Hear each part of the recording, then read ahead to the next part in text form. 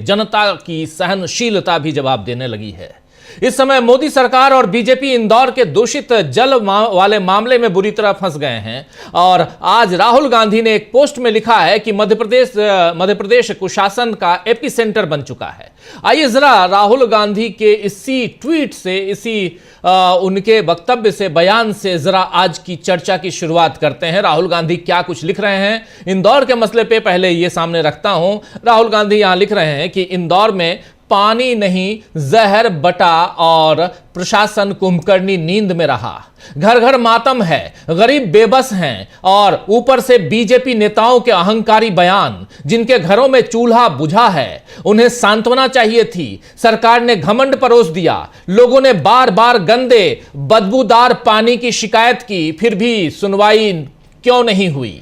Sewer पीने के पानी में कैसे मिला? समय रहते सप्लाई बंद क्यों नहीं हुई? जिम्मेदार अफसरों और नेताओं पर कार्रवाई कब होगी? ये फोकट सवाल नहीं, ये जवाबदेही की मांग है। साफ पानी एहसान नहीं, जीवन का अधिकार है और इस अधिकार की हत्या के लिए बीजेपी का डबल इंजन, उसका लापरवाह प्रशासन और संवेदनहीन नेतृत्व पूरी तरह जिम्मेदार है। मध्य प्रदेश अब कुशासन का एपिसेंटर बन चुका है। कहीं खांसी की सिरप से मौतें, कहीं सरकारी अस्पताल में बच्चों की जान लेने वाले चूहे और अब सीवर मिला पानी पीकर मौतें।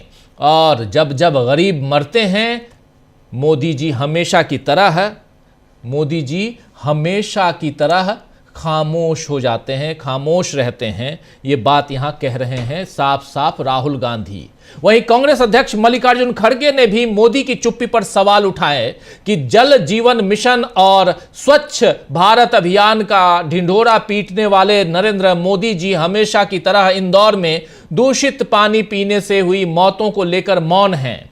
ये वही इंदौर शहर है जिसने केंद्र सरकार के स्वच्छ सर्वेक्षण में लगातार 8वीं बार सबसे साफ शहर का खिताब जीता। यह शर्मनाक बात है कि यहां पर भाजपा के निकम्मेपन के चलते लोग साफ पानी के मोहताज हैं। उन्होंने कहा है आगे यहां मल्लिकार्जुन खड़गे ने कि 11 साल से देश केवल लंबे चौड़े भाषण, झूठ प्रपंच, खोखले दावे, डबल इंजन की डींगे सुन रहा है। जब मंत्री जी से सवाल पूछा जाता है तो वो गाली गलौज पर उतर आते हैं, सत्ता के अहंकार में उल्टा पत्रकार पर हावी हो जाते हैं। खड़गे ने यह भी कहा है कि जल जीवन मिशन समेत हर योजना में भ्रष्टाचार और धांधली है। याद दिलाना जरूरी है कि जल जीवन मिशन का 10% फंड दूषित पानी को साफ करने के लिए दिया जाता है। दूषित पानी को साफ किया जाए, क्लीन किया जाए और उसके बाद यह पहुंचाया जाए लोगों तक पीने का पानी बनाकर। और यह बात यहां कह रहे हैं कि 10% जल दिया जाता है, लेकिन आखिर दूषित पानी कैसे मिल गया? सीवर का पानी कैसे पीने वाले पानी में मिला दिया गया और लोगों की मौत हो गई?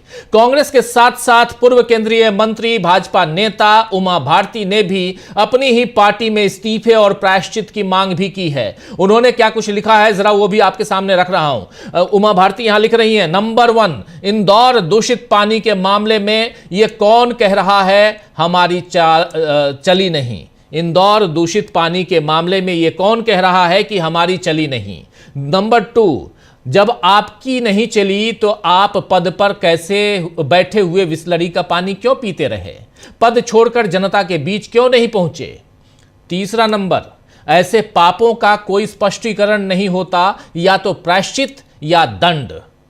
इससे पहले भी मोहन यादव सरकार को घेरते हुए उमा भारती ने 2 लाख के मुआवजे पर लिखा था कि जिंदगी की कीमत 2 लाख रुपए नहीं होती, क्योंकि उनके परिजन जीवन भर दुख में डूबे रहते हैं। इस पाप का घोर प्रायश्चित करना होगा, पीड़ित जनों से माफी मांगनी होगी और नीचे से लेकर ऊपर तक जो भी अपराधी है उन्हें अधिकतम सजा देनी होगी। ये उमा भारती इसी मसले पे लिख रही हैं।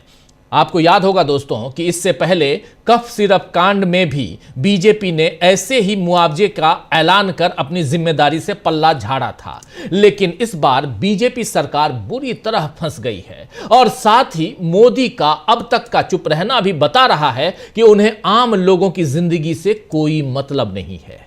वैसे मध्य प्रदेश के अलावा दूसरे बीजेपी शासित राज्यों से भी अच्छी खबरें नहीं आ रही हैं। आज ही उत्तराखंड की महिला सशक्तिकरण मंत्री रेखा आर्य के पति गिरधारी लाल का एक बयान सामने आया है। वीडियो में एक अविवाहित कार्यक्रम को संबोधित करते हुए गिरधारी लाल कह रहे हैं कि लड़कियों की कोई कमी नहीं है और बिहार में तो 20-25 हजार रुपए में शादी के लिए लड़कियां मिल जाती हैं। जरा सुनिए क्या कह रहे हैं यहां गिरधारी लाल। ये जो आप विजुअल देख रहे हैं, ये गिरधारी लाल, पहले बता चुका हूं कि मंत्री हैं, नारी सशक्तिकरण मंत्री रेखा आर्या, उनके पतिदेव हैं और बिहार में लड़कियां इनको 20-25 हजार रुपए में मिल जाती हैं शादी के लिए। सुनिए जरा पहले। तो बेटा शादी बुढ़ापे में करोगे, हम लोग 3-4 बच्चे हो जाते हैं।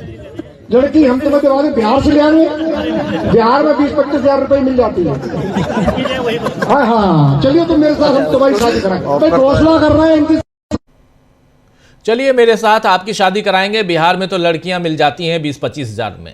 हालांकि इस वायरल वीडियो की पुष्टि नहीं हुई है, लेकिन वीडियो सामने आने के बाद राजनीतिक माहौल गर्मा गया है। कांग्रेस, आरजेडी जैसे और CPI-ML जो वहां बिहार में इन तमाम दलों के ने इस पर अपनी प्रतिक्रिया दी है और इस वीडियो और इनकी आलोचना की है। वहीं बिहार राज्य महिला आयोग की अध्यक्ष से हमारे संवाददाता पंकज कुमार ने जब इस मसले पर बात की, इस मामले पर बात की, तो उन्होंने क्या कुछ कहा है जरा ये सुन लेते हैं। अप्सरा हैं बिहार राज्य महिला आयोग की अध्यक्ष, जरा सुनिए क्या कह रही हैं। उत्तराखंड के मंत्री रेखा आर्या के पति जिस तरह से बिहार की महिलाओं के बारे में बयान देते हैं और कहते हैं कि बिहार में महिलाएं 20 से 25 हज़ार में मिलती है, इसी विषय पर बात करने के लिए राज्य महिला आयोग के अध्यक्ष हमारे साथ हैं। मैडम, इस मामले को कैसे देखती हैं आप?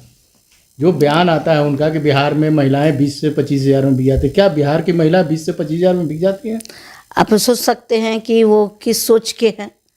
ये आज का एक सामान्य आदमी जो चीज़ नहीं सोच सकता है, महिला सशक्तिकरण मंत्री के पति ऐसा सोच रहे हैं, तो उनका सोच जो है कि दिवालियापन लिए हुए है।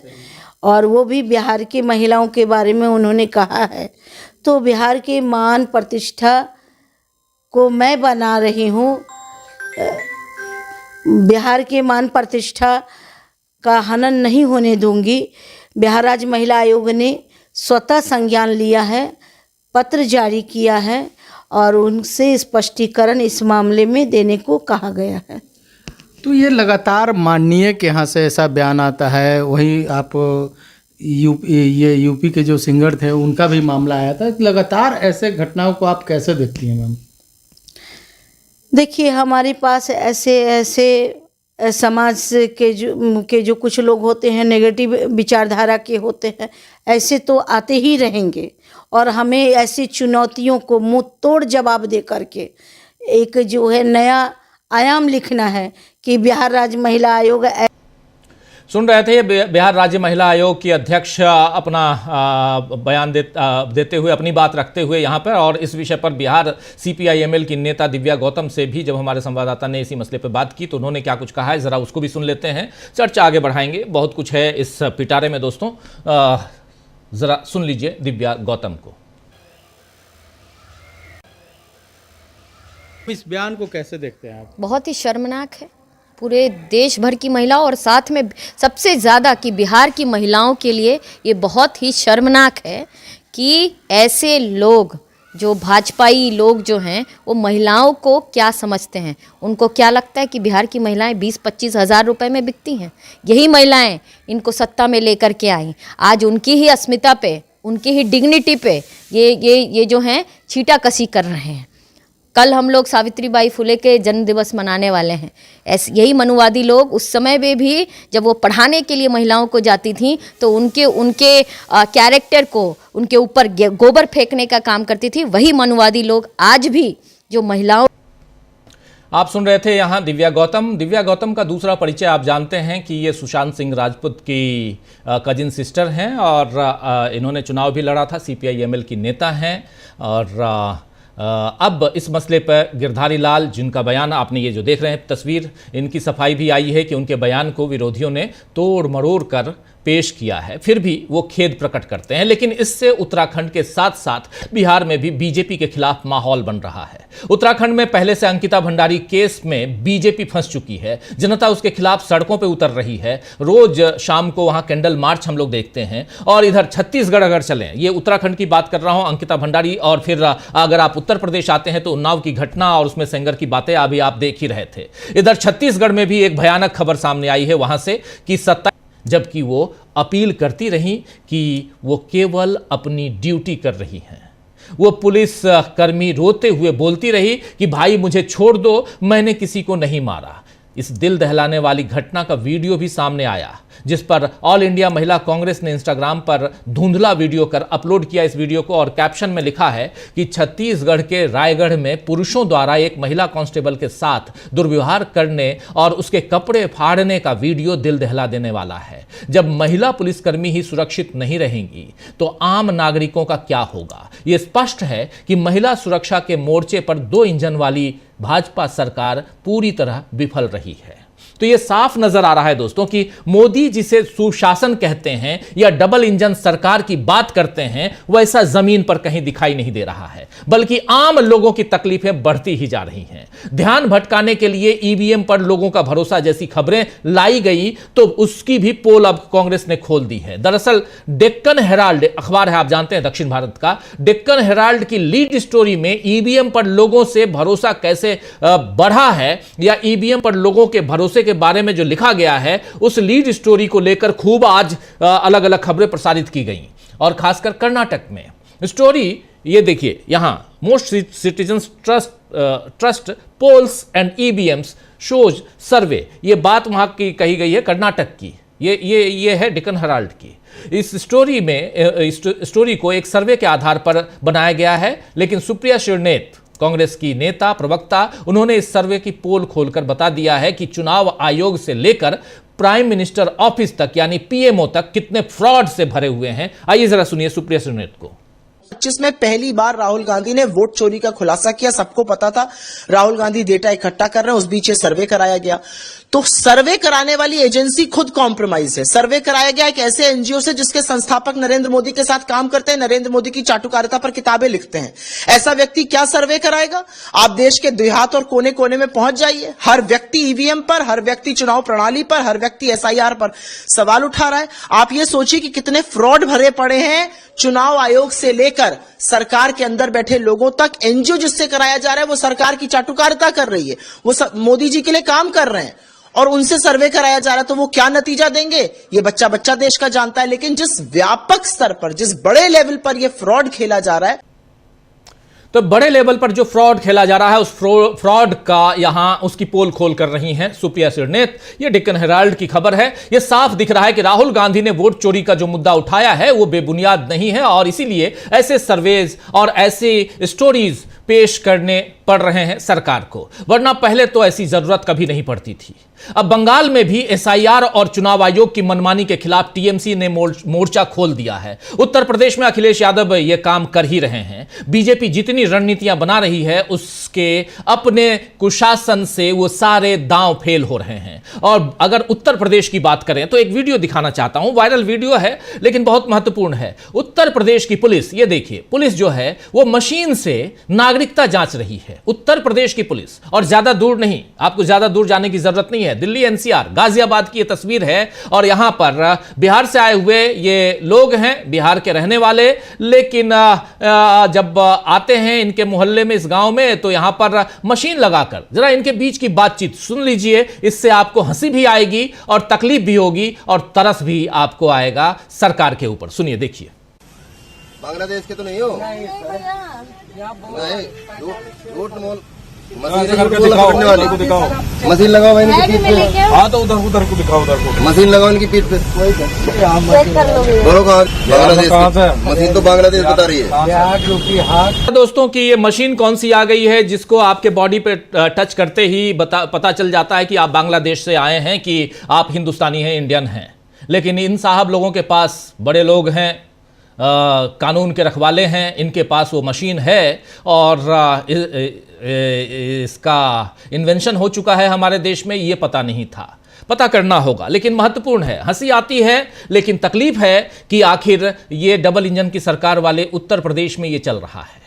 तो आइए दोस्तों, कुशासन की बात कर रहा हूं और आप लोगों ने देखा अलग अलग राज्यों, जिसमें इंदौर यानी मध्य प्रदेश में क्या चल रहा है, उत्तराखंड में क्या चल रहा है, उत्तराखंड के बाद बिहार, वहां भी डबल इंजन की सरकार, और उत्तराखंड से बिहार तक क्यों हलचल मची हुई है। इन सब के बीच आपने देखा कि उत्तर प्रदेश में क्या चल रहा है, पश्चिम बंगाल कैसे SIR और तमाम मसलों पे से बाहर निकलने की कोशिश कर रहा है, और उसके साथ साथ छत्तीसगढ़ में क्या कुछ हुआ, लिंचिंग करने की कोशिश हुई वहां एक महिला कांस्टेबल की, और वहां भी छत्तीसगढ़ में भी डबल इंजन की सरकार है। और इसके साथ साथ आप दिल्ली की तरफ बढ़ते हैं अगर तो दिल्ली में प्रधानमंत्री कार्यालय से क्या कुछ चल रहा है उसकी पोल खोल रही थी यहां सुप्रिया श्रीनेत। आज चर्चा करेंगे कि क्या अब बीजेपी की पोल खुलना शुरू हो चुका है, विपक्ष ने जमकर कैसे घेरा है यहां पर बीजेपी को, और बीजेपी के कुशासन की कैसे खुल रही है पोल, इस पे आज चर्चा की शुरुआत करते हैं। अब हमारे साथ कुछ वरिष्ठ साथी जुड़े हुए हैं, उनसे पहले आपका परिचय करवाता हूं और आगे बढ़ते हैं। 4 वरिष्ठ साथी हमारे साथ जुड़े हुए हैं। डॉक्टर राकेश पाठक जी हैं, सुनील शुक्ला जी हैं, अमलेंदु जी हैं और प्रेम कुमार जी हैं। आप चारों का स्वागत है, इस्तकबाल है, स्वागत इस्तकबाल। आप तमाम दोस्त साथी शुभचिंतक आप सबका, जो अब तक जुड़ चुके हैं उनका भी, जो जुड़ने वाले हैं उनका भी।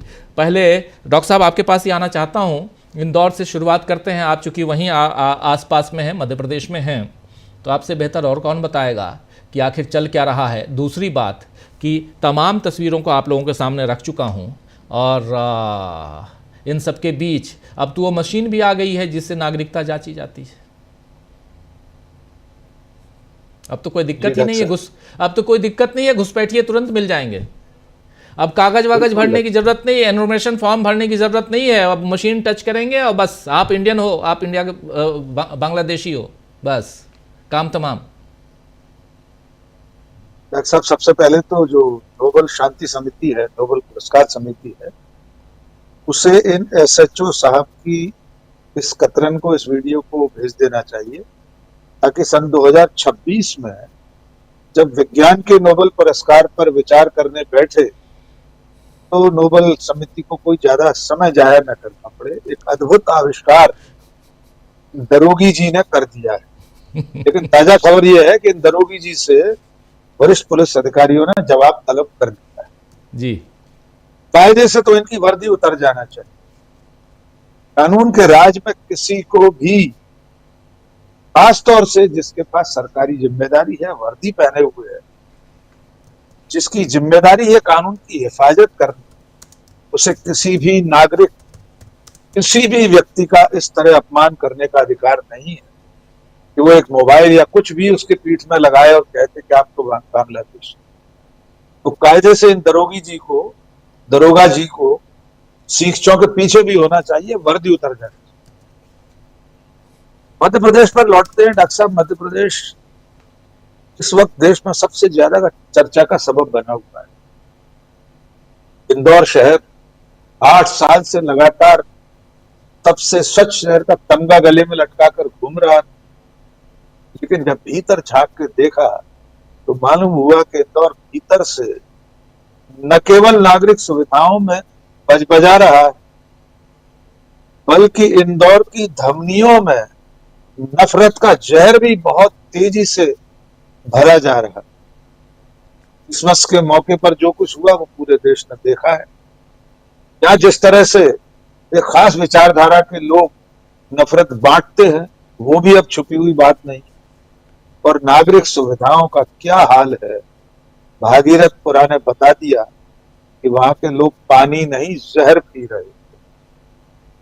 एक्सा प्रशासन ने 80 सैंपल लिए पानी के और कुछ पीड़ितों के, MGM मेडिकल कॉलेज में उन्हें भेजा गया।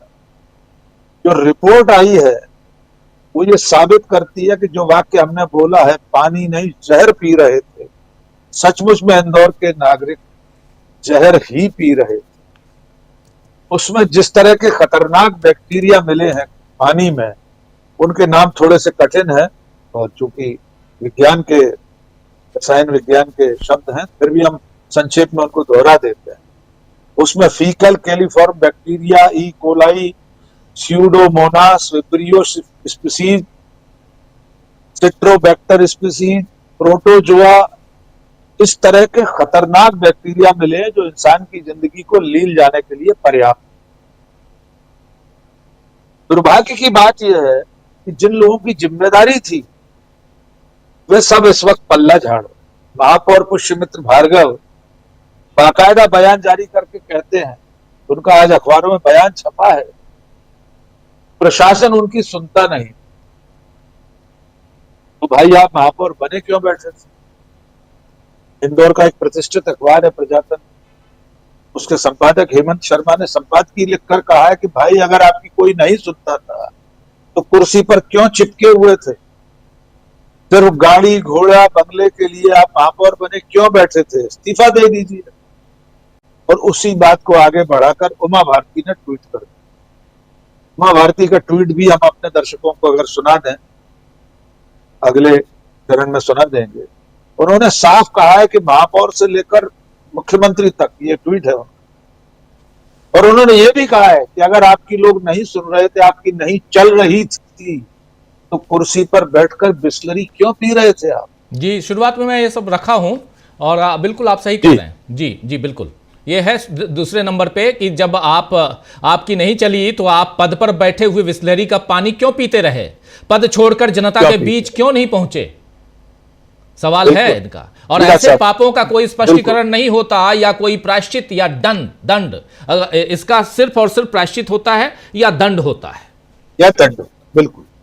देखिए, इसको भी राजनीतिक चश्मे से देखने की जरूरत है। उमा भारती यूं ही नहीं कूद गई इस विवाद।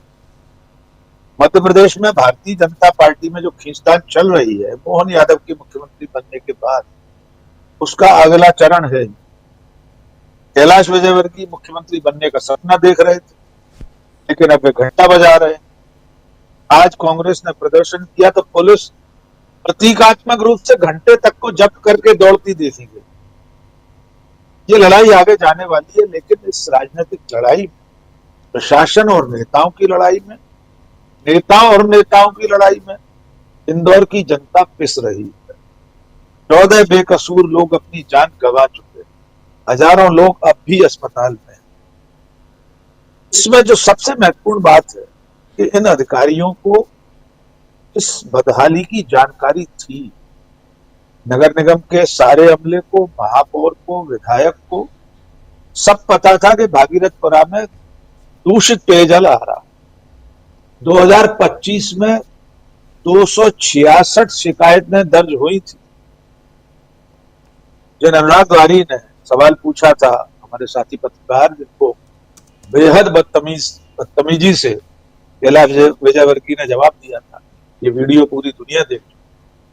उन्होंने आज इस बात का खुलासा किया है कि 266 शिकायतें आई थी और जहां भागीरथपुरा है उसकी भी शिकायतें उसमें शामिल थी। कुछ शिकायतों को वैसे ही निपटा दिया गया, कुछ को नस्तीबद्ध कर दिया। टेंडर आए हुए महीनों हो गए थे। महापौर कह रहा है टेंडर आ गए थे, अधिकारियों ने नहीं खोले, तो आप महापौर बने क्यों बैठे थे? अब ये मांग यहां तक पहुंच गई है कि दोषी अधिकारियों के खिलाफ FIR करने की मांग उठ रही है। जी, शीतू पटवारी ने कहा है कि जितने लोग जिम्मेदार हैं उनके खिलाफ मुकदमा दर्ज होना चाहिए।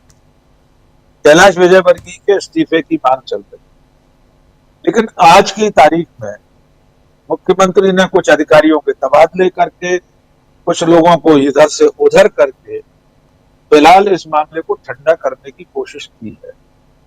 लेकिन ये सवाल अपनी जगह कायम रहेगा कि सचमुच में जिन लोगों की जान गई है, 5 महीने का अबोध बालक अव्यान आंखें खोलने से पहले ये जहरीला पानी पीकर इस दुनिया से चला गया, इन सब लोगों की मौत का जिम्मेदार कौन है? जिम्मेदारी कैसे तय होगी? उमा भारती जो कह रही है प्रायश्चित या दंड, हमारी लोकतांत्रिक व्यवस्था में प्रायश्चित ये नहीं हो सकता कि नगर निगम का कमिश्नर कल उपवास पर बैठ जाए कि साहब मैं प्रायश्चित कर रहा हूं, या महापौर कहे कि साहब मैं शाम तक पानी नहीं पीऊंगा। दंड मिलना चाहिए। ये सारे लोग सजा के हकदार हैं, और अगर इस बार भी सजा नहीं मिली तो आप अंदाजा लगा सकते हैं कि सरकार कितनी लापरवाह है। लोगों की जान, जिंदगी से उनकी सेहत से उसे कोई लेना देना नहीं। और जैसा कि राहुल गांधी ने अपने ट्वीट में लिखा भी है, हम फिर दोहरा देते हैं, इंदौर ही वो महानगर है जहां चूहों के कुतरने से नवजात दुधमुहे बच्चे अभी पिछले साल जान गंवा चुके। अब सिरप पीकर छिंदवाड़ा में 23 बच्चों की मौत हो चुकी। लेकिन ये मध्य प्रदेश तो सबसे अजब है, यहां पर इतनी सारी मौतों के बावजूद जनता भी नहीं चेती। इसी इंदौर शहर में बीजेपी को सिर पर बिठाए हुए है जनता। सारे पद, महापौर, पार्षद, विधायक, सांसद, मंत्री, मुख्यमंत्री सब सिर पर बिठा रखे हैं। इसके बावजूद जहर पीकर जान गंवानी पड़ी। जी बिल्कुल बिल्कुल, इंदौर का जिक्र जितनी बार करें वो कम है। इंदौर में एक घटना ऐसी घटती है जिसमें 15 लोगों की जान जाती है, उसके नाम पता सब कुछ छापा जाता है अखबारों में, लेकिन आज कोर्ट में जब पेश होती है सरकार तो कहती है कि मात्र 4 लोग मरे हैं।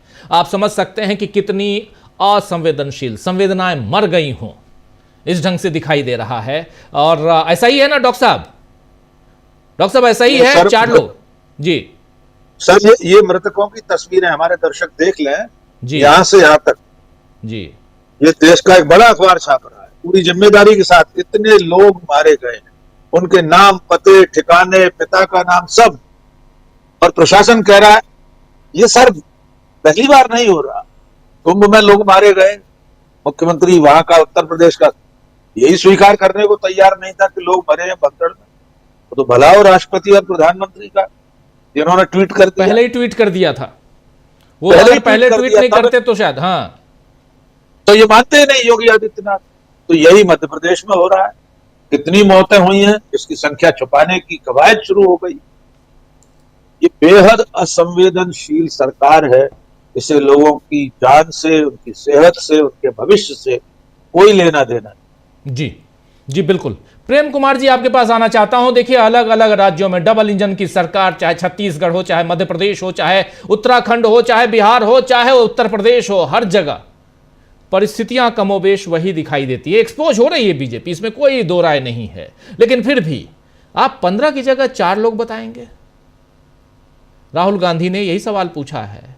फिर उमा भारती, उन्हीं की पार्टी, पूर्व केंद्रीय मंत्री, पूर्व मुख्यमंत्री मध्य प्रदेश, वो भी कह रही हैं कि आप बिस्लरी पीकर बैठे हुए थे, अगर आपको इतना ही था तो आप पद छोड़ देते। इसका एक ही उपाय है कि या तो आप प्रायश्चित कीजिए या आप दंड के हकदार हैं। प्रेम कुमार जी। जी देखिए राजीव जी, ये जो घटना घटी है इसमें मरने वाले ज्यादातर हिंदू हैं, मरे हैं। और इस घटना की शुरुआत अगर आप देखें तो 15 अक्टूबर को भागीरथपुरा के मंदिर के परिसर में जो कुआं है वहां सीवर का पानी मिला हुआ आया और इसकी शिकायत हुई थी 15 को। आ तो रहा होगा पहले से शिकायत हुई थी और उसी सीवर का पानी यानी टट्टी में मिला हुआ पानी वो मंदिर में चढ़ाया जा रहा था। मंदिर परिसर की बात कह रहा हूं। तो ये बात भी अब सामने आ रही है, भाई मंदिर में भी टट्टी वाला पानी चढ़ा रहे थे और मरने वाला व्यक्ति भी हिंदू है और हिंदू का झंडा बरदार उसका महापौर है, उसका पार्षद है, उसका एमएलए है, उसका एमपी है, उसकी सरकार है और उसकी केंद्र में सरकार है।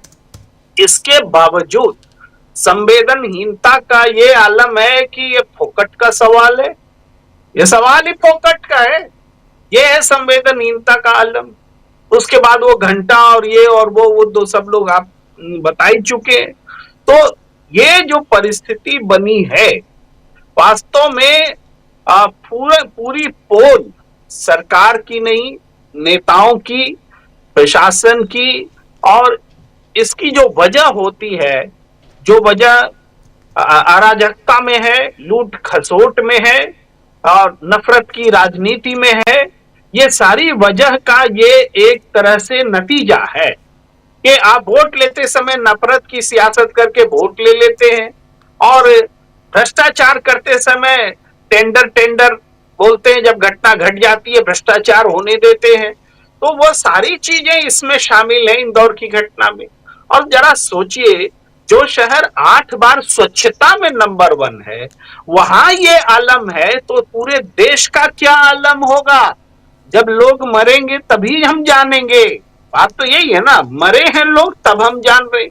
यहाँ केसेस तो लगातार आ रहे थे भाई, अक्टूबर महीने से लेकर दिसंबर महीने तक लगातार केस आ रहे थे कि और सब शिकायतें कर रहे थे, और उन शिकायतों को सुनने वाला कोई नहीं था। और आप जैसे जरूर लोग कह रहे हैं कि ये जहर पानी नहीं जहर बट रहा है, राहुल गांधी जी ने भी कहा, लेकिन मैं थोड़ा सा इसमें जोड़ना चाहता हूं कि जहर अगर एक व्यक्ति को पोटेशियम साइनाइड दे दे या जहर बोला जाए कि लेके मरना है, और दूसरी तरफ ये टट्टी वाला पानी पी के मरना है, तो आदमी साइनाइड खा के मरना चाहेगा, टट्टी वाला पानी पी के नहीं मरना चाहेगा।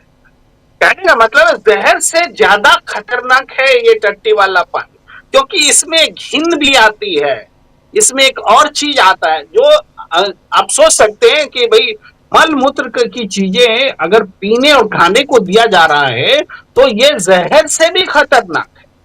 तो इसलिए हम ये पॉइंट हम जानबूझ के लाना चाहते हैं कि जहर ही मत बोलिए, ये उससे ज्यादा खतरनाक चीजें लोगों को पिलाई जा रही।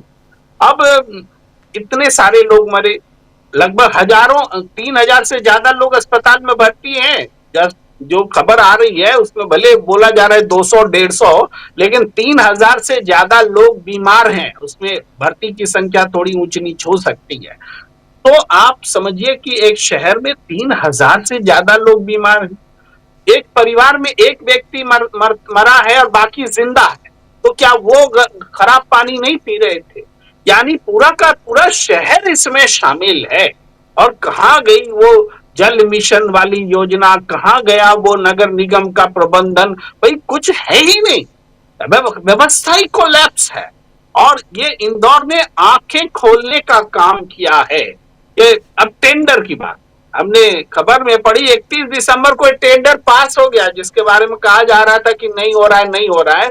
तो आपको क्या आपदा का इंतजार रहता है? आपदा हो तब आप टेंडर पास करेंगे, और उससे पहले टेंडर का क्या हो रहा था, क्यों नहीं हो रहा था? टेंडर क्या चीज होता है भाई? आप टेंडर नहीं पास हो रहा, पानी नहीं दे पा रहे, तो इमीडिएटली पानी टैंकर की व्यवस्था करिए कि उसको छोड़ दीजिएगा टट्टी वाला पानी पीने के पूरी पब्लिक को। ये जो है ये इसके बारे में ऐसे उमा भारती बोल रही हैं। उमा भारती जी पूर्व मुख्यमंत्री हैं, उनसे ज्यादा कौन समझ सकता है आज की बीजेपी में? भाई वरिष्ठ भी है, मुख्यमंत्री भी है, महिला भी है, संवेदनशीलता भी है, तमाम चीजें। उन्होंने इस बात को जो उठाया, या तो प्रायश्चित करो या दंड होना चाहिए। दंड कौन देगा, किसको देगा? या तो नीचे से ऊपर तक कुआं में भांग पड़ा है, कुआं में ही भांग है, तो किसको कौन दंड दे रहा? नरेंद्र मोदी जी की जुबान ही नहीं खुलती भाई। वोट लेने समय तो तुरंत आ जाते हैं और तमाम तरह की बातें करते हैं कि भाई कोई भैंस खोल ले जाएगा तो वोट दे दो, तो कोई मंगलसूत्र खोल ले जाएगा तो वोट दे दो। लेकिन जब जान ले लिया, लेकिन आपकी जुबान नहीं खुल रही है। जान आपने ले ली है और आपकी जुबान नहीं खुल रही है। आपकी सरकार ने, आपके पार्षद ने, आपके एमएलए ने, आपके एमपी ने, आपकी मंत्री ने, आपकी सरकार ने, आप स्वयं इस इंदौर के लोगों की जान लिए और आप चुप हैं, खामोश हैं। और हम बाकी जो मुद्दे आपने उठाए, वो सारे मुद्दों को अगर हम संक्षेप में बोले तो वो ये है कि प्राकृतिक संसाधन का दोहन कर रहे हैं, इसके खिलाफ जनता छत्तीसगढ़ में खड़ी हुई है। आप महिलाओं के साथ में क्या दुर्व्यवहार कर रहे हैं, अपराधियों का नेक्सस कितना है, हेट कितना बढ़ गया है, ये सारी चीजें।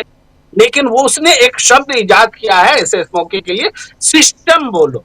बीजेपी को मत चोट करो, नरेंद्र मोदी को चोट मत करो। ये भी गोदी मीडिया का एक नया चेहरा सामने आ रहा है। मगर एक बात सच है, वो ये कि जनता हर जगह सड़क पर है। मैंने उत्तराखंड में इतनी लगातार जो हर रोज आज प्रदर्शन हुआ, इससे भी बड़ा प्रदर्शन कल होगा, इस तरह से जो घटनाएं घट रही हैं, ये हमने सीरीज आज तक नहीं देखी थी, या समझिए लंबे समय बाद देख रही, पूरे उत्तराखंड में, मैं एक शहर की बात नहीं कर रहा, पूरे उत्तराखंड में जुलूस प्रदर्शन हो रहे हैं अंकिता भंडारी को न्याय दिलाने के लिए, या फिर दूसरी जो घटना घटी नॉर्थ ईस्ट के बच्चे के साथ, उसके लिए भी प्रदर्शन हो रहे हैं। उसके लिए तो त्रिपुरा में प्रदर्शन हो रहे हैं, नॉर्थ ईस्ट में प्रदर्शन हो रहे हैं, दिल्ली में प्रदर्शन हो रहे हैं। लोग भूल गए कि नया साल आना है, 31 दिसंबर है, 1 जनवरी है, सब कुछ भूल करके सड़क पर आए हैं। ये बता रहा है कि देश बदल रहा है, देश अब इन चीजों को, इनके कुशासन को बर्दाश्त करने की स्थिति में नहीं है, और जनता अब उबलने लगी है। राजीव जी, उबलने लगी है।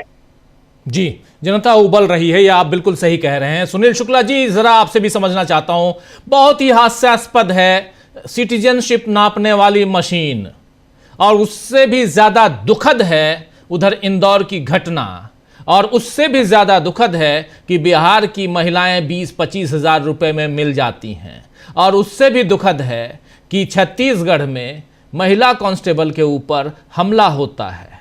जो लोग वहां कोयला उद्योग के खिलाफ धरना प्रदर्शन कर रहे थे, वो जायज़ कर रहे थे, बिल्कुल जायज़ मांग थी उनकी, उसमें कोई दो राय नहीं है।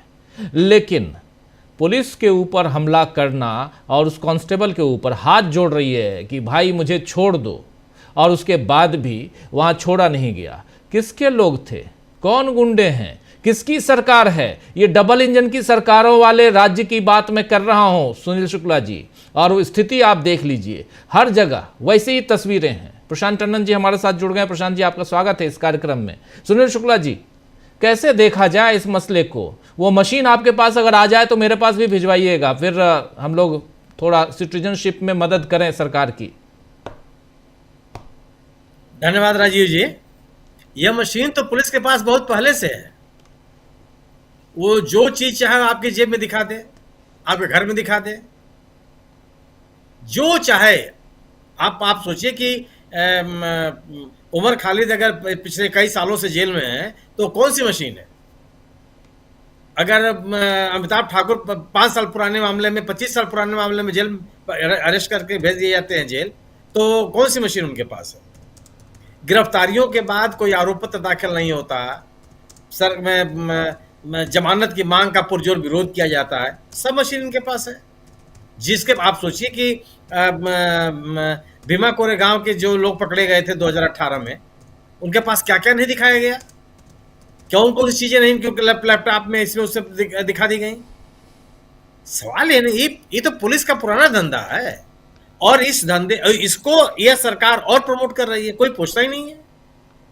यह काम पुलिस का है क्या? किसी नागरिकों के बारे में पूछताछ करना ये पुलिस का काम है। ये पुलिस का काम तो जिम्मेदारी नहीं दी, उनका मैंडेट तो नहीं है। कोई संज्ञान ले रहा है इसको? क्योंकि पुलिस के दबाव में ही इस तरह की गतिविधियों को चलाना है। और जो बात आप कर रहे हैं कि इंदौर में जहरीला पानी पीने से लोगों की मौत हो गई, वहां का प्रशासन स्वीकार कर रहा है कि 200 से अधिक लोग अभी भी अस्पतालों में भर्ती हैं। तो आप भारतीय जनता पार्टी की सरकारों में लोकहित के काम, जन स्वास्थ्य के काम कब प्राथमिकता में थे? यह सरकार कब बताती है कि हमने लोकहित के इतने काम कर दिए? वो बताती है कि हमने मंदिर का कॉरिडोर बना दिया, वो ये बताती है कि फला मंदिर का पुनरुद्धार कर दिया, वो कहती है कि जितने पोस्टर बैनर हैं उनको गेरुआ केसरिया रंग से रंग दिया जाए।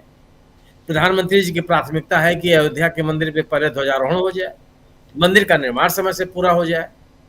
आप कब सुनते हैं इस बात को? जो उमा भारती जी गवर्नेंस के इस मुद्दे पर इतनी गंभीर हैं, कितने महीनों बीजेपी इनको शासन में रहने दी थी? कितने महीने मुख्यमंत्री रह पाई थी?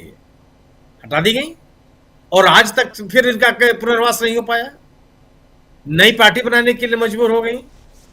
किसने सुना? जब जिसने किसी भी व्यक्ति ने, क्या भारतीय जनता पार्टी के कोई व्यक्ति गवर्नेंस की बात कर रहा है क्या?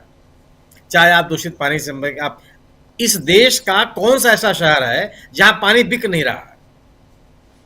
जो जल आपूर्ति की सामान्य सुविधाएं होती हैं वह बहुत मजबूती के साथ प्रभावी है। कोई ऐसा शहर का नाम बता दीजिए। गांव में पानी बिक रहा है और पानी बेचने के धंधे बड़े पैमाने पर चल रहे हैं। इस सरकार में यह प्रक्रिया और तेज हो गई।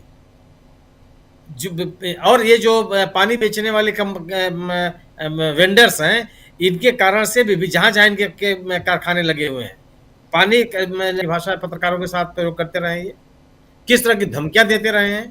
ये कोई पहली घटना थोड़ा है जो उन्होंने अनुराग द्वारी के साथ किया। जब भी, चाहे पश्चिम बंगाल में इनको जब जिम्मेदारी दी गई हो, चाहे मध्य प्रदेश की राजनीति में बहुत सक्रिय रहे हो, आज तो मंत्री ही हैं, यही इनकी शब्दावली रही है। धमकी भरे अंदाज रहे हैं, तिरस्कार भरे इनकी शैली रही है, और चल रहा है बाकायदे। सरकार कभी भी भारतीय जनता पार्टी ने इसको गंभीरता से नहीं लिया, क्योंकि इनको लगता है कि इसके या उनकी राजनीति को प्रभावित करने वाले कारण ही नहीं है। ये अपनी राजनीति को चलाए जा रहे हैं और लोग उसके पीछे पीछे पीछे पीछे लोग भी लगे हुए हैं। उत्तराखंड की जो घटना, उत्तराखंड के लोगों ने जो प्रतिकार किया है वो बहुत ही प्रशंसनीय है।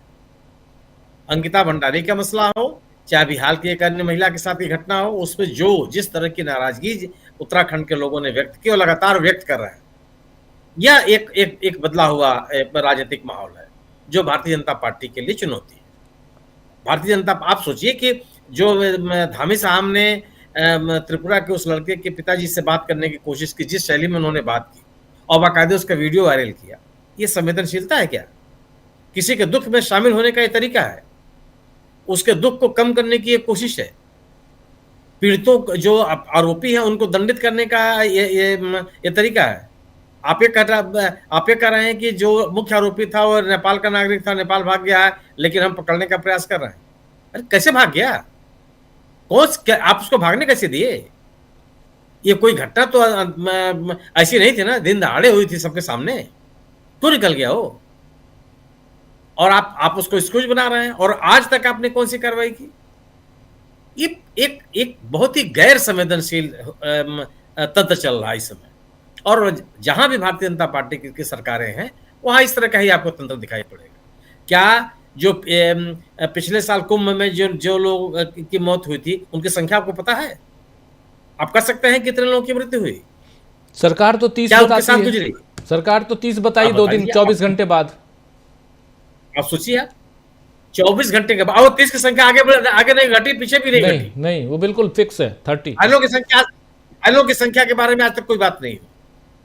पहली बार, मतलब मेरी जानकारी में तो नहीं है कि जो राहत दी जाती है वो नगद पैसा दिया गया। एक तरफ आप डिजिटल इंडिया बना रहे हैं, लोगों के खाते खोल रहे हैं कि लोगों के खातों में सीधा पैसा भेजा जाएगा, बीच में कोई भी ह्यूमन इंटरफेरेंस नहीं होगा। और दूसरी तरफ जो लोग प्रभावित लोग हैं उनके घरों पर जाकर के पुलिस सीधे नगद पैसा दे रही है। तो एक ऐसा तंत्र विकसित करने की कोशिश की गई है जिससे सरकार को बचाने के सभी प्रयास किए जाते रहे, कोई उंगली न उठने पाए। एक ऐसा तंत्र बन गया है, एक ऐसा माहौल बन गया है जिससे कि सभी त्रस्त है। आप इंदौर की घटना के लिए क्या कोई जिम्मेदारी लेने के लिए तैयार है? अभी तक कोई बात कह रहा है कि कौन व्यक्ति जिम्मेदार है, किसके खिलाफ कार्रवाई होनी चाहिए? ये क्यों होता? पानी कोई ऐसी चीज नहीं है ना, पानी की आपूर्ति ऐसी चीज जो अचानक हो जाए, वो उसके बारे में बाकायदे लोग शिकायतें, और शिकायत किए हैं भी है। मीडिया रिपोर्ट्स बता रही है कि खराब दूषित पानी की आपूर्ति को लेकर के इंदौर में लोगों ने अधिकारियों से शिकायत भी की, किसी ने कान नहीं दिया, कोई देखने नहीं गया। और ट्रिपल इंजन की सरकार वहां पे है, एक चौथा इंजन अगर आप स्थानीय पार्षदों को मान लीजिए तो भी है, मैंने नगर निगम तो उनके कब्जे में ही है। तो एक चाहे वो मशीन का मसला हो, मशीन आप सोचिए कि मशीन तो बात की चीज है, पुलिस का उपयोग कैसे किया जा सकता है? नागरिकों को चिन्हित करने के लिए पुलिस क्यों जाएगी भाई? पुलिस तो सहायक हो सकती है, मान लीजिए जो लोग इस सर्वे में लगे हों उनके साथ खड़ी हो सकती है सुरक्षा के लिए, खुद जाकर कैसे पूछताछ कर सकती है? लेकिन किया, दिल्ली में सफलतापूर्वक कर लिया। आप याद कीजिए कि दिल्ली के विभिन्न इलाकों में जाकर के दिल्ली पुलिस कैसे पूछ रही थी लोगों को, कैसे लोगों को ऐसा निकाला गया। आप संवेदनहीनता की पराकाष्ठा सोचिए कि गर्भवती महिला को भेज दिया गया बांग्लादेश, सर्वोच्च न्यायालय का हस्तक्षेप से आपको बुलाना पड़ा। पर आप किसी को भी, निश्चित रूप से हम और आप या इस देश का कोई भी नागरिक किसी भी गैर नागरिक को देश में रहने की इजाजत नहीं देता, हम उसके समर्थन में नहीं। लेकिन पहले प्रमाणित तो हो कि वो व्यक्ति नागरिक नहीं है, उसकी एक प्रॉपर तरीका तो हो यह सुनिश्चित करने का। जिसका मन होगा आप उसको कह देंगे कि नहीं आप नागरिक नहीं है, उसका कोई आधार नहीं है, उसकी कोई सुनवाई नहीं है, ट्रिब्यूनल में उसको कोई बुलाता नहीं है। आप मशीन लगा वो देख रहे हैं, पुलिस भी तो देख रही है कि जो पॉलिटिकल बॉसेज हैं वो किस तरह का बयान दे रहे हैं, तो पुलिस भी साथ से चल पड़ी। आप जो बात कर रहे हैं छत्तीसगढ़ में, आप मॉब लिंचिंग की किसी भी घटना को लेकर के देश के किसी कोने में जहां भारतीय जनता पार्टी शासन में है, कोई कार्रवाई होते हुए आपने देखा? इखलाक के मामले में सरकार, यही उत्तर प्रदेश की सरकार, उन मुकदमे को वापस लेने की बात कर रही है अदालत में कि मुकदमे वापस लिया जाना चाहिए, और यह मुकदमा वापस ले लिया जाएगा तो सांप्रदायिक सद्भाव बनेगा। उसमें एक तर्क है जो अदालत में अनुरोध पत्र दाखिल किया गया। जब सरकार इस प्रवृत्ति की होगी, इस दृष्टिकोण की होगी, तो भीड़ के ऊपर क्या असर पड़ेगा? अगर आप मॉब लिंचिंग की घटनाओं में शामिल लोगों के खिलाफ प्रभावी कार्रवाई करते हुए दिखाई पड़ते, देश के किसी कोने में कोई व्यक्ति कोई भीड़ किसी के ऊपर हमला नहीं करेगी, सबको लगेगा कि कोई ना कोई कार्रवाई हो सकती है। आप पिछले दिनों जितनी घटनाएं हुई हैं, आप किसी मामले में बता दीजिए कि कोई कार्रवाई हो, किसी की पहचान की गई हो, उनको दंडित किया गया हो, उनके खिलाफ प्रभावी कानूनी कार्रवाई की गई हो। क्यों? अब जब ये किसी के खिलाफ कार्रवाई नहीं हो रही तो छत्तीसगढ़ में भी यही हो गया। छत्तीसगढ़ का तंत्र उनके साथ है। आप उस घटना के बाद भी क्या अभी तक कोई बयान आया क्या कि कौन लोग हैं और उनकी पहचान की जा रही है या नहीं पहचान की जा रही है? जी, लगभग देश के लगभग सभी जिलों में अरबों रुपए खर्च करके आपने सीसीटीवी कैमरे लगवाए हुए हैं। आप कहते हैं कि जगह जगह कैमरे लगे हैं, आप उसको आधुनिकतम सुरक्षा व्यवस्था का नाम देते हैं, आप पहचान नहीं कर सकते? ये बड़े सवाल हैं। दरअसल ये संवेदनशीलता की उम्मीद भारतीय जनता पार्टी की सरकारों से करना बहुत बेमानी है। बिल्कुल बेमानी इसलिए भी है कि इनके गवर्नेंस में आम आदमी प्राथमिकताओं में नहीं है, और जब तक आम आदमी आपकी प्राथमिकता में नहीं रहेगा, आपका तंत्र संवेदनशील नहीं हो सकता। जी, सही कह रहे हैं, बिल्कुल सही कह रहे हैं। प्रशांत टंडन जी, आप कैसे देखते हैं कई अलग अलग राज्यों में जहां जहां भाजपा की सरकार, अभी याद कीजिए कि 25 तारीख को उन्हीं राज्यों में चर्च में या जहां क्रिसमस मनाने के लिए किसी मॉल में तोड़फोड़ की गई, कहीं हनुमान चालीसा पढ़ा गया, कहीं कुछ और यहाँ दिल्ली में भाजपा की सरकार बैठी है, केंद्र में भी और राज्य में भी, और प्रधानमंत्री नरेंद्र मोदी उस समय प्रार्थना सभा में प्रार्थना कर रहे थे जीसस क्राइस्ट के जन्मदिन पर। लेकिन ये भी एक अभी उदाहरण दे रहा हूं और इस पे हम लोग पहले चर्चा कर चुके हैं, लेकिन चाहे वो मध्य प्रदेश हो, छत्तीसगढ़ हो, उत्तराखंड हो, उत्तर प्रदेश हो, बिहार हो, हर जगह वही हाल, सब तरफ वही हाल। और ये तस्वीर तो और भी हास्यास्पद है, ये जो हमारे आपके बीच है। जी, सुनील जी बिल्कुल ठीक कह रहे हैं कि बीजेपी के पास के सामने आम आदमी की प्राथमिकता है ही नहीं। एक अभिमान है या कोई जिम्मेदार अधिकारी उनको बुला के जवाब तलब करता है कि आपने कैसे बात की पत्रकार से। किसी सरकार में, तमिलनाडु की सरकार हो, केरल की सरकार हो, झारखंड की सरकार हो, कर्नाटक की सरकार हो, तेलंगाना की सरकार हो, कहीं भी ऐसा हो जाए, वो सरकारें उनकी पार्टियां हरकत में आती हैं, क्योंकि उनको मालूम है कि उनके पास चुनाव जीतने का कोई और जरिया नहीं है। अपने काम के बल पर उनको चुनाव जीतना है। उनके पास कोई धर्म या जाति के आधार पर चुनाव नहीं जीत सकते। ये बीजेपी का घमंड है। लेकिन जो कल से शुरुआत हुई है 2026 की, और आज दूसरा दिन है, और इस तरीके की खबरें चारों तरफ से आ रही हैं, तो ये शुरुआत तो देखिए बहुत आगे तक जाएगी। और कुल मिला के ये है कि पिछले चाहे 2 बार सरकारें आई हों, 3 बार सरकारें आई हों, चाहे केंद्र की सरकार हो, तीसरी बार प्रधानमंत्री मोदी जी, लेकिन सिस्टम पिछली सरकारों का ही है जो चल रहा है। इन्होंने कोई सिस्टम नहीं बनाया, वो देश उसी सिस्टम पे चल रहा है। इन्होंने केवल प्रचार किया है। अब आप देखिए ना कि इंदौर सबसे स्वच्छ शहर है, ये प्रचार का हिस्सा है। और हकीकत हमारे सामने है कि 10 लोगों की मौत है, 200 से ऊपर अस्पताल में, न जाने कितने बीमार हैं। तो ये पीआर जो है ये बहुत महंगा पड़ रहा है देश की जनता को भी, जान गंवानी पड़ रही है। राहुल गांधी ने ठीक कहा है अपने ट्वीट में कि ये जीवन के संवैधानिक अधिकार की हत्या है, और बिल्कुल सही कहा है जी, क्योंकि संवेदनशीलता है ही नहीं। दूसरी बात, जो पुलिस वाले उत्तर प्रदेश में नागरिकता की जांच कर रहे हैं तथाकथित मशीन लेकर, डॉक्टर राकेश पाठक ने उनके नोबेल पुरस्कार की भी सिफारिश कर दी है। आप देखिए कि ये पुलिस वाले किस हैसियत से वहां पे हैं। मतलब आपने एक वर्दी पहन ली और बिल्ला लगा लिया तो आप कहीं भी चले जाओगे, कुछ भी करोगे, कानून मर्यादा कुछ आपके आड़े नहीं आएगी। क्या अधिकार है पुलिस वाले को? पुलिस वाले के ऊपर भी ट्रेसपास का लगता है। ये क्या बीएलओ हैं? ये चुनाव अधिकारी हैं? ये कौन है? ये क्या ये जो लोग हैं जिनके पास यहाँ ये अपराधी लोग हैं? पुलिस का यहाँ क्या काम है? मशीन है या नहीं हो तो अलग बात है, लेकिन पुलिस का काम नागरिकता की जांच करना नहीं है जब तक कि कोई उनको जांच ना कर रहे हो किसी मामले की। ऐसे रैंडम आप किसी के घर, हमारे आपके घर, किसी नागरिक के घर नहीं घुस जाएंगे क्योंकि आपने वर्दी पहनी हुई है। ये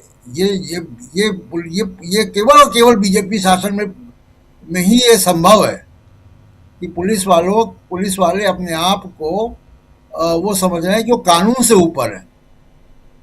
कौन सा कानून आपको इजाजत देता है कि किसी की जाके किसी महिला को जाके कहोगे कि जिनके वो लगाओ, मशीन लगाओ?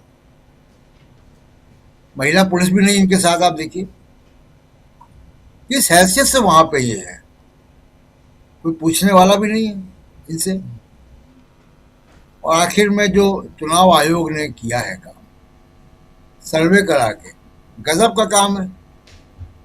खुद ही सर्वे करा लिया। जो सर्वे करने वाली एजेंसी है उसके कर्ता धर्ता जो है वो प्रधानमंत्री कार्यालय में काम करते हैं।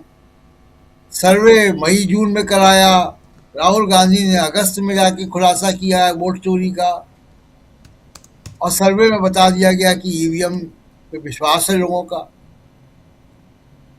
ये तो इतना अव्वल दर्जे का फ्रॉड है। ये इससे बड़ा जालसाजी क्या होगी?